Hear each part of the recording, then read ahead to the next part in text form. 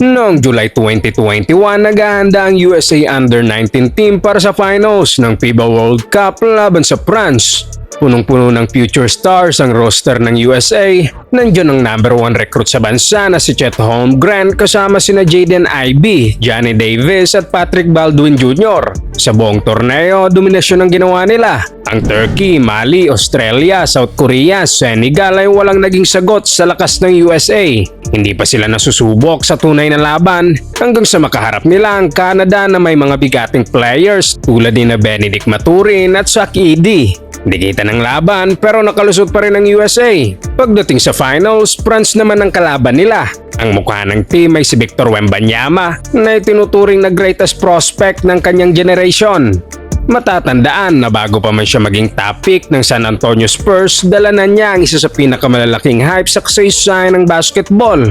At ang sagupan ay laban ng dalawa sa pinakailit na big man ngayon sa NBA na si Wembanyama at Holmgren. Ngunit sa laro, maaga pa lang kita na agad ang dominance ni Wembanyama kontra kay Chet. Block kay Ivey, fade away and one, isa pang block at pick and pop bago mag halftime. Lamang ang France 42-37 at si Wembanyama ay may 18 points at 4 blocks na agad. Pero kahit na ganun ang simula, nagawang makabalik ng USA at manalo sa laro. Pero hindi dahil kina Holmgren o Ivey. Ang tunay na naging bida ay isang player na halos walang nakakakilala noon. Ang 6'7", 300 pound na si Kenneth Lofton Jr. mula Louisiana Tech. Isang taon bago ito, halos walang nagre-recruit kay Lofton. Completely unranked. Pero matapos ang breakout freshman season niya na tinapos nito sa 27-point performance at game-winning shot sa NIT tournament, nabigyan siya ng pagkakataon para makasama ang mga pinakamalalaking prospects sa bansa at hindi niya sinayang ang tsansang ito. Pagpasok ng second half, ibang Kenneth Lofton Jr. ang nagpakita. Kinakalabaw lang nito ang best prospect sa buong mundo na si Victor Wembanyama. Kahit may mga pagkakataong nabablock, hindi siya natinag. Nanaig pa rin ang bigat at lakas ni Lofton sa mga sumunod na possession. Doon, unti-unting humigpit ang laban at nabawasan ang lamang ng France. Pagdating ng clutch moments, hindi na nagdalawang isip ang USA at sunod-sunod nilang ibinigay sa kanya ang bola. At buong laro, siya ang naging pinakamalaking problema para kay Wembanyama. Halos lahat ng atake ng USA sa loob, si Lofton lang ang gumagawa. Tinapos niya ang laro bilang leading scorer ng team na may 16 points at 9 rebounds. Pero hindi to tsamba. Dahil buong tournament, dominante na talaga si Lofton. Siya rin ang naging susi para matalo ng USA ang Canada sa second half ng kanilang laban at tinapos din niya ang laro bilang leading scorer ng team. Ang mas matindi pa, kahit 12 minutes lang ang ibinigay sa kanya sa first round, siya pa rin ang naging leading scorer ng buong USA team sa buong torneo. Sa roster na puno ng mga biggest names sa bansa at future lottery picks, si Kenneth Lofton Jr. ang naging isa sa pinakamahalagang sandata ng USA.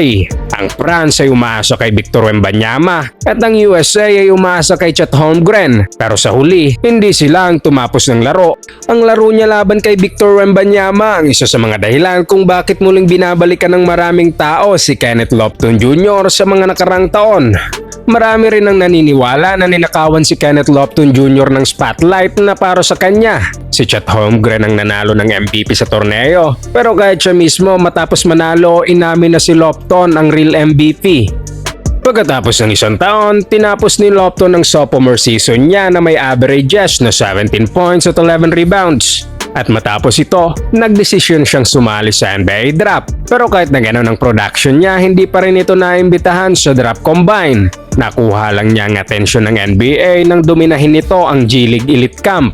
Pagdating niya sa combine, isa agad siya sa biggest headlines. Lahat ng outlets pinuri siya bilang isa sa pinakamagaling na talent sa event.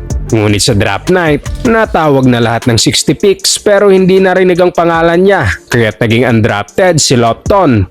Ngunit agad naman siyang nabigyan ng two-way contract ng Memphis Grizzlies at doon nagsimula ang kanyang NBA Summer League journey. Sa kanyang NBA Summer League debut, hindi pa agad sumabog ang pangalan ni Kenneth Lofton Jr. Coming off the bench, mababa ang role at nagtapos lang na may 9 points at 3 rebounds sa panalo ng Memphis. Pero sa parehong gabi, lahat ng mata ay nakatutok sa debut ng second overall pick na si Chet Holmgren. At sobrang impressive ng laro niya na may 23 points, 7 rebounds, 4 assists at 6 blocks. Hindi lang ito basta numbers, kundi full package performance, ball handling, perimeter ISO, step back threes at tila NBA ready na talaga. Ngunit isang araw lang ang lumipas, muling nagharap ang dalawang dating magkakampi sa USA Under-19. Pero ngayon magkaibang mundo na ang hype at expectation sa kanila. Alam ni Lofton sa sarili niya na siya dapat ang MVP noon at sa larong iyon plano niyang patunayan ito. Sa unang possession pa lang ng Grizzlies, siya agad ang ginamit at doon pa lang ramdam na ang bagsik niya. Parang binangga ng track si Chet Holmgren. Sunod, isolation ulit sa depensa ni Holmgren. Alam na ng lahat kung saan papunta ang bola. Sa steal ni Lofton, ibinaba nito ang bola at si Chet ulit ang bantay sabay pull-up 3. Isang 280-pound forward na kayang mag-dominate sa poste. Sabay bumibitaw ng transition pull-up 3. 7 puntos agad ito sa loob ng 1 minute 27 seconds. Sa second quarter, tuloy-tuloy pa rin ang mismatch. Dimes, putbacks at isa na namang score over Holmgren bago mag-half. Pagdating ng third quarter, hindi pa rin siya uminto. Tumira pa siya ng 30-footer sa mukha mismo ni Holmgren at dito napatayo na si Ja Morant sa upuan niya. Sa transition, easy bucket ulit para kay Lofton. At ang larong iyon ay naging statement game para kay Kenneth Lofton Jr. Kung si Chet ang second overall pick, para bang si Lofton dapat ang number 1. At hindi doon nagtapos. Sa sumunod na laro kontra Los Angeles Clippers, nagtala siya ng 18 points sa 8-4-9 shooting sa loob lang ng 15 minutes. Tinapos ni Kenneth Lofton Jr. ang Summer League hindi bilang undrafted, kundi isa sa pinaka-dominant at pinaka-epektibong players sa buong torneo. Pagdating ng regular season, kahit dala pa rin niya ang momentum, wala pa ring malinaw na role para kay Kenneth Lofton Jr. Kadalasan pinapalaro lang siya sa mga garbage time pero halos buong season sa G-League lang ito naglalaro. Ngunit tulad ng ginawa niya sa college, Team USA, Combine at Summer League, pinatunayan niya ulit ang sarili niya. Sa pinakaunang laro pa lang niya sa G-League, agad siyang nagpakawala ng 24 points at 8 rebounds at hindi doon nagtapos. Dire-diretso ang dominance niya. Tinapos niya ang season na may averages na 20 points, 11 rebounds at 4 assists. Nakuha niya rin ang G-League Rookie of the Year at napasama sa All G-League First Team. Pagkatapos noon, nagkaroon ng injury si Steven Adams kaya't kailangan ng Memphis ng frontcourt depth. Kaya tiniwave nila si Kennedy Chandler at kinonvert ang two-way contract ni Lofton sa 4 years, $7 million NBA deal.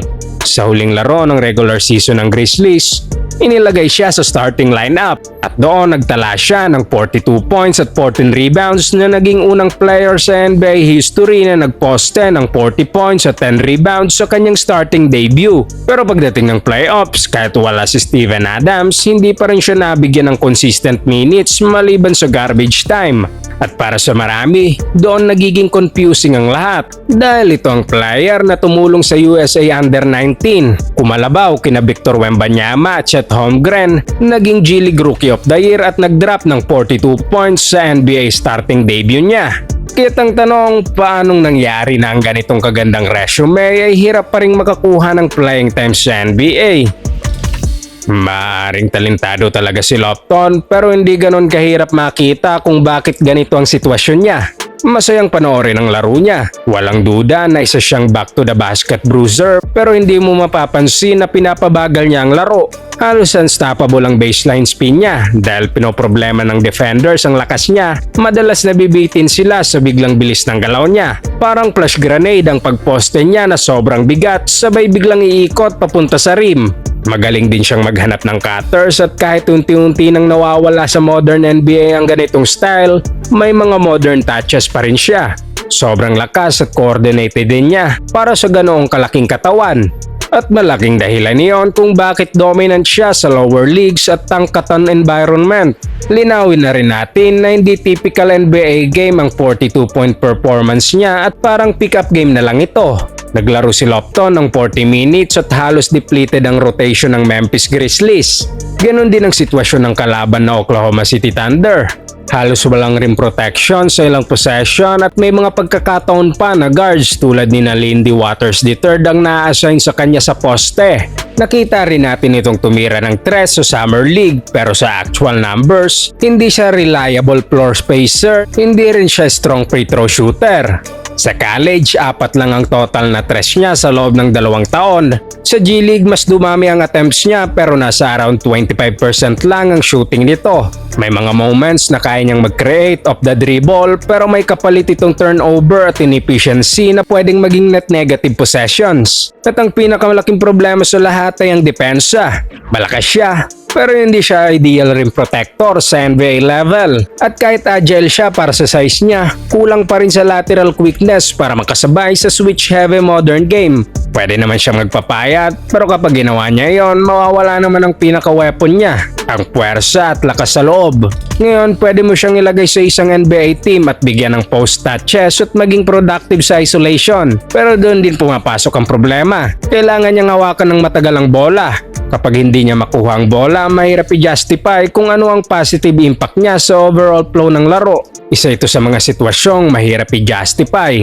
Isang individually dominant na player pero sa dulo team game pa rin ang basketball. Pagkatapos ng stint ni Kenneth Lofton Jr. sa Grizzlies, napunta pa siya sa Philadelphia 76ers, Utah Jazz at sumubok pa sa training camp ng Chicago Bulls. Pero hindi pa rin ito pinalad. Ngayon nasa China ito at naglalaro para sa Shanghai Sharks sa CBA na naging MVP pa noong 2025 matapos mag-average ng 25 points at 12 rebounds kada laro.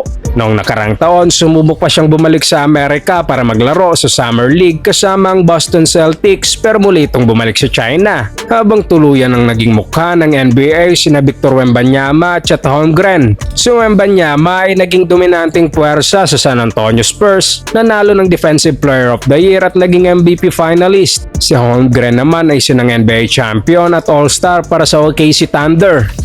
Magkaiba man ang kanilang naging landas, isang bagay ang hindi mabubura sa kasaysayan. Noong nagkaharap silang tatlo sa iisang court, ang unranked na si Lofton Jr. ang naging bangungot ng mga future NBA superstars. Huwag kalimutang mag-like at subscribe para sa mas marami pang sports kwento.